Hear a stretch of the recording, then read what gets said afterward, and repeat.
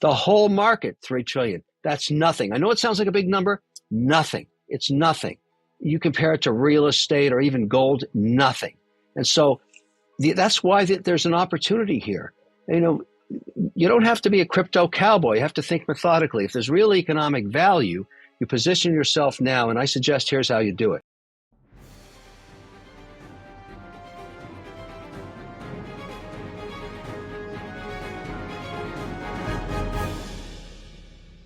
I've got investments in like 36 private companies from insecticide, commercial kitchens, companies that service wireless charging. I'm all over the map, and they're private. So I get the tear sheets of the sales every week. I see zero slowdown right now. We can't even hire people. So if someone's going to see inflation or at least a recession first, it's going to be me, and I don't see it yet. But the reason I say that is I look at spot pricing of trucking. So you remember 90 days ago, we were up like 30% in spot trucking to get your product or service from LA to New York, you know, just to buy any kind of transportation. Those prices have collapsed 35%. So truckers are back at work. Things are looking much better. Inflation, I think, is a transitory element, at least 50% of it. So I'm not as bearish as the pundits are, and I'm investing accordingly. Because right now, with a 2 and change 10-year and inflation at call it 6, I would never buy that bond. That's stupid. You're going to get slaughtered on that. Inflationary times, and you can go back through 3 cycles of inflation, companies that have pricing power, that have positive business models and less debt on their balance sheet, generally perform very well because they can pass on their costs to investors and to clients that are buying their services and goods. And so I'd prefer to have that than the bonds in the same company, because I know with 100% outcome what I'm going to get paid back and when. If I have a long duration bond and inflation is 6 and I'm paying 3.2%, which is sort of the average of corporate paper right now, that's a really bad place to put capital to work. So I'd much rather go in equities. And, you have to kind of take a position in looking at equities that very often the best time to invest is when everybody's going the other way. I'm an investor. I mean, I look at the most hated Chinese companies, and I understand why everybody hates them. It's a really bad zip code right now. But Tencent and Alibaba, my goodness. I bought those things 3 Mondays ago when some analysts called them uninvestable in the U.S., and they're up 32%, even in a crappy market. So I'm sorry. I look at growth. I look at free cash flow. I look at balance sheet. I don't listen to people talking. I look at cash flow. That's what matters. Well, I think miners, separate topic, okay? That's infrastructure play in crypto. We'll talk about that separately. Let's talk about the blockchain and coins, Big Daddy being Bitcoin. So I don't think Bitcoin is a coin. I think it's software. I think Ethereum software, Polygon software, HBAR software, any of these projects, from Helium, Avalanche, all software. And the only reason they'll survive long term is they bring some kind of economic value to the table. So give me Polygon, which I just took an investment in on Sandeep's last deal. Basically says, look, let's aggregate transactions and push them through Ethereum at one transaction, cut gas fees by a huge amount, which works in India. Well, why wouldn't I invest in that? That's a great idea. I mean, there's real economic value there. Same with Helium, if it's going to change telco. I like that idea. Solana, is it going to speed up blockchain? Well, Sam Bankman-Fried says, yes, why not put a 5% allocation into that? I don't know who's going to win. I got 32 positions. I only need 2 of them to work, and I've made a shitload of money. Yeah, some of these are going to be pets.com, but others are going to bring tremendous value and be the Googles and the Microsofts of their generation.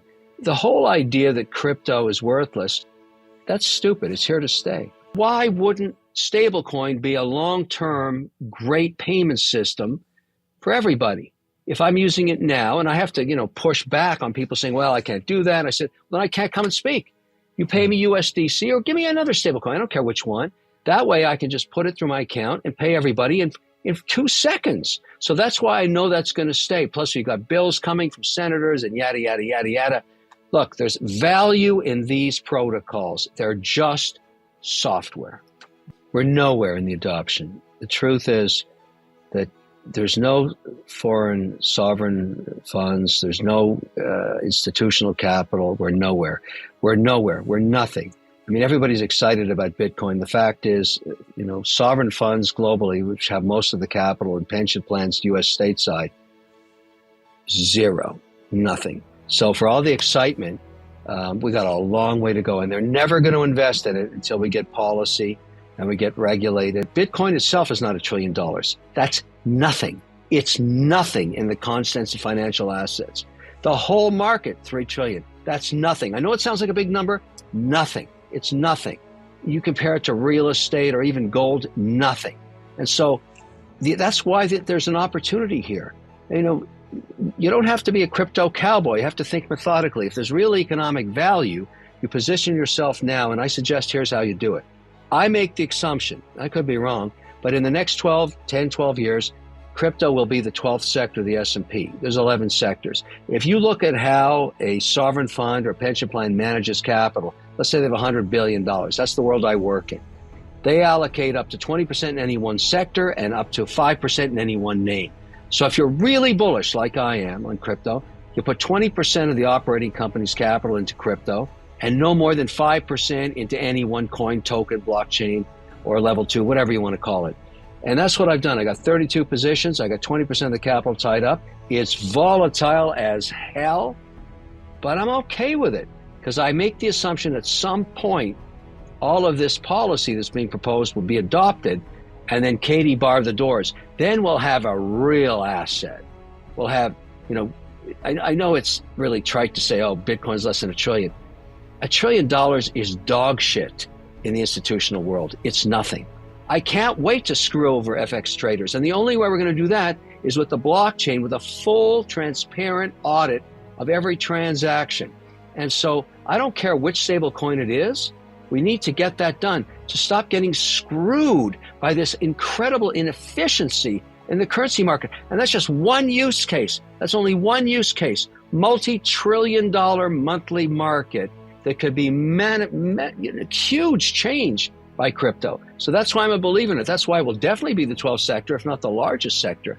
There's so much friction and inefficiency and opaqueness and just scumbags in the middle scraping bips out of the whole system that can be eradicated. I don't care if they all shine shoes. We got to get rid of them. Innovation is coming. I wouldn't expect the government to deliver that. I don't want government writing code. Really bad idea. Let's get them delivering policy, and let's let the private sector write the code. That's what would be much better. WonderFi has an investment thesis that they're going to roll up crypto exchanges around jurisdictions in the world that are licensing them, like the United Arab Emirates and other countries, because that's the infrastructure of crypto crypto liquidity is exchanges. The great thing about an exchange is you don't care what the price of Bitcoin is. You get your basis points on every transaction. That's the investment thesis. But the regulator in Canada went first. They allowed the first Bitcoin ETF and the very first Ethereum ETF. These markets started to open up to crypto, and I said to myself, wait a second. Does that mean I've got to go invest in these other geographies to get ahead of the curve here, which is what I had to do. I had to go to Canada, I had to go to UAE, had to go to Switzerland, and on a fully disclosed basis and make investments on those geographies in those local currencies, sometimes in US dollar, whatever it was. And because the regulator became accommodative, it starts to tell you that policy is moving in the direction of adopting crypto. But nothing has been more accelerated in the last 6 weeks, including Bitcoin 2022 last week, with all of those politicians. Senator Cynthia Lummis herself showed up on Friday with a huge keynote on policy, 600-page bill. And I think she'll table it in 3 different pieces, but it contemplates everything except NFTs. You gotta take that in a very positive light. You can't manage timing. You can't time the S&P. You can't time crypto investments. You got to go long and you got to be diversified. I mean, I have so many positions.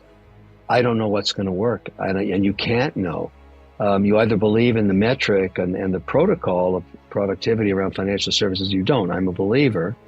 But I also own some very speculative stuff like Pautherium. Pautherium is, cats. And why would I invest in that?